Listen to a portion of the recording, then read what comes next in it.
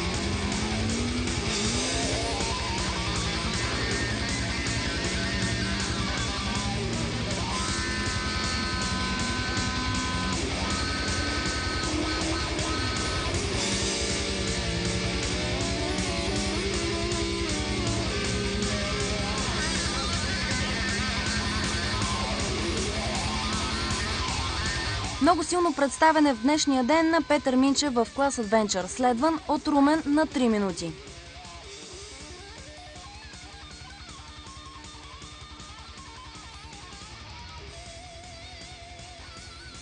Явор Атанасов не успя да се качи на призовата стълбичка, а Недялко раздаваше газ до последно и Джимито летеше.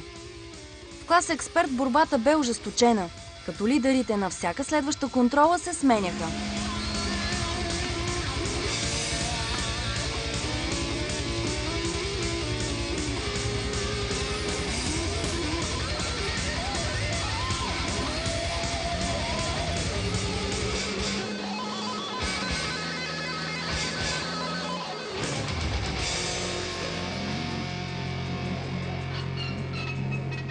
С най-големи шансове да финишират първи бяха Руслан Трифонов и Виктор Мечкаров, но грешката в подхода към финала им костваше лидерската позиция.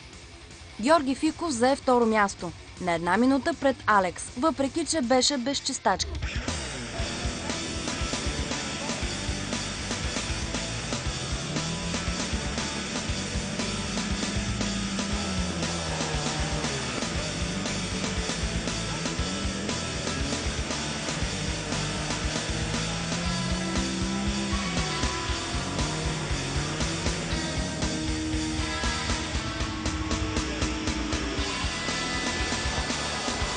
Лидерите са с 27 минути разлика, като между някои е под минута и старта през следващия ден, състоящ се от 90 км за клас Експерт, определено даде много отговори.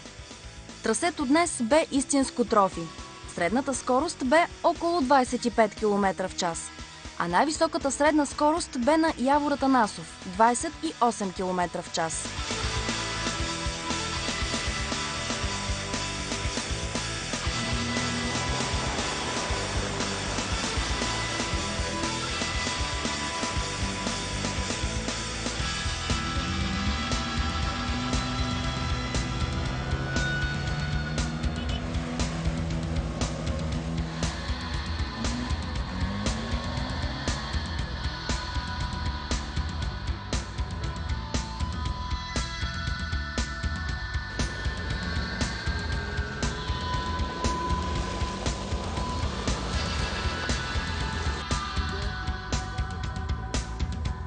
Георги Фиков пристигна първи в сервизната зона, следван на 2 минути от Алекс Иванов. Явно основната борба днес бе между тях двамата. Росен Райчев, Семко Семков и Николай Колев пристигнаха доста нервно, на около 15 минути след временните лидери. Тримата финишираха калник до калник.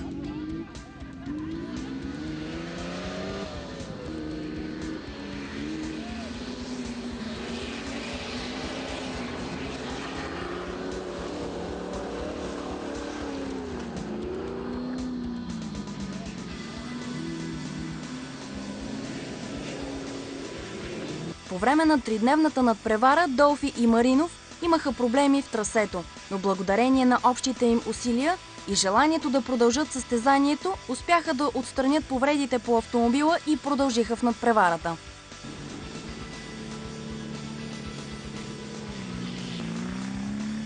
Веско Делфина след втората контрола скъса полуоска и за финалния ден от надпреварата успя да се справи и се включи в калната борба.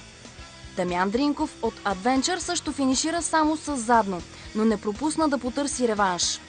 Николай Пламенов бе дисквалифициран, а Виктор Мечкаров напусна състезанието. Разликите между състезателите бяха минимални, а борбата за първото място бе доста оспорвана.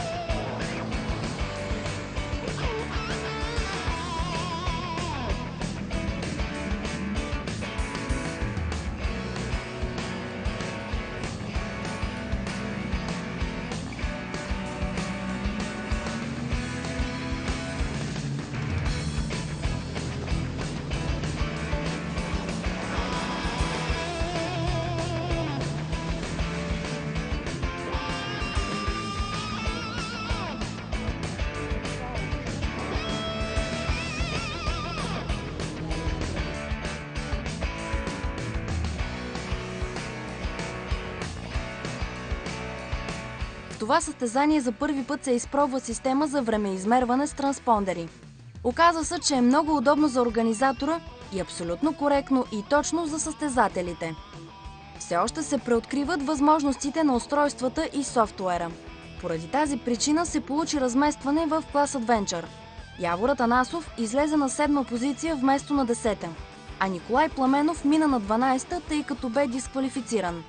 В клас Експерт Николай Колев бе на 6-та позиция, а Йосиф Лагадов на 7-ма.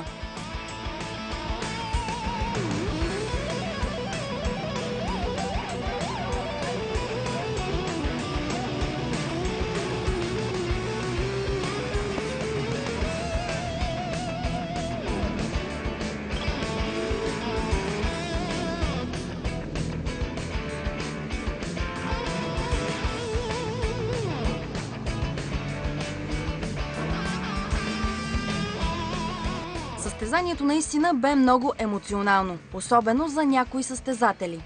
Троянската кал се оказа голям проблем за чистачките на автомобилите и навигаторите с шишенца в ръка помагаха на пилотите за видимостта.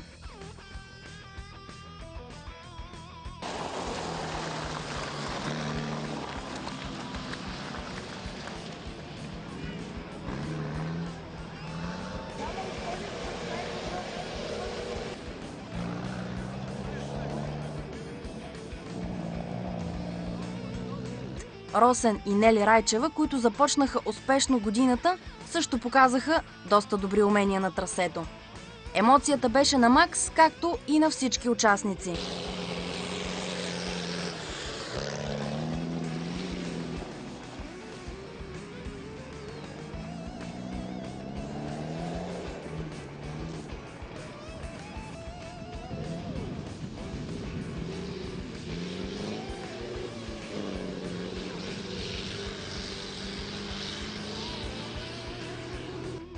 Джимито не се спираше пред никой и пред нищо и фучеше яко по трасето.